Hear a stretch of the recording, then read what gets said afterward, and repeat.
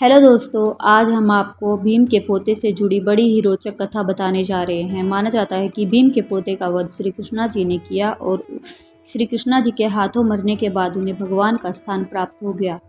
तो चलिए जानते हैं इस किस्से के बारे में। महाभारत युद्ध में एक बेहद शक्तिशाली योद्धा का वर्णन मिलता है जिसका नाम है बर्बरीक। बर्बरीक भीम पुत्र घटोत्कच की संतान थे।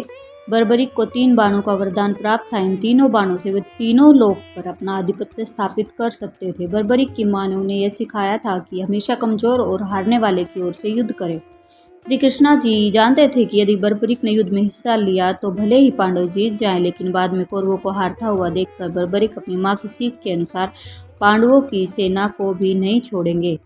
इसी कारण से जब बर्बरीक युद्ध में हिस्सा लेने के लिए पांडवों से भेंट करने हेतु आने लगे, तब रास्ते में श्री कृष्णा जी ने उन्हें रोक लिया। श्री कृष्णा जी ने ब्राह्मण का वेश धर बर्बरीक को चुनौती दी और अपने शक्ति प्रदर्शन को दिखाने के लिए मजबूर कर दिया।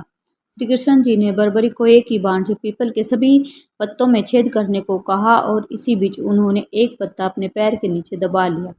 जब बर्बरीक ने बाण चलाया तो सभी पत्तों में छेद था और आश्चर्य की बात यह थी कि श्री कृष्ण जी के पैर के नीचे दबे पत्ते में भी छेद हो गया, जो पेड़ से जुड़ा भी नहीं हुआ था। श्री कृष्ण जी ने बर्बरीक की शक्ति का अनुमान लगाते हुए उन्हें रोकने का प्रयास किया, लेकिन बर्बरीक थे कि उन्होंने युद्ध में भाग लेने का निर्णय ले लिया था। तब श्री कृष्ण जी ने ब्राह्मण होने का वास्ता देकर दान में बर्बरीक से उनका सिर मांग लिया। बर्बरीक ने बिना देर किए श्री कृष्ण जी को दान में अपना सिर काट कर दे दिया और तब श्री कृष्णा जी ने खुश होकर बर्बरीक के कटे सिर को महाभारत युद्ध पूरा देखने और कलयुग में खाटू श्याम के रूप में पूजे जाने का वरदान दिया।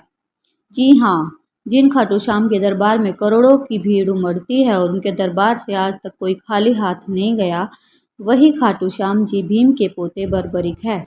हारे का सहारा खाटू श्याम बाबा हमारा। तो ये थी श्री कृष्णा द्वारा भीम के पोते के वध की कहानी और उनके भगवान बनने की कहानी।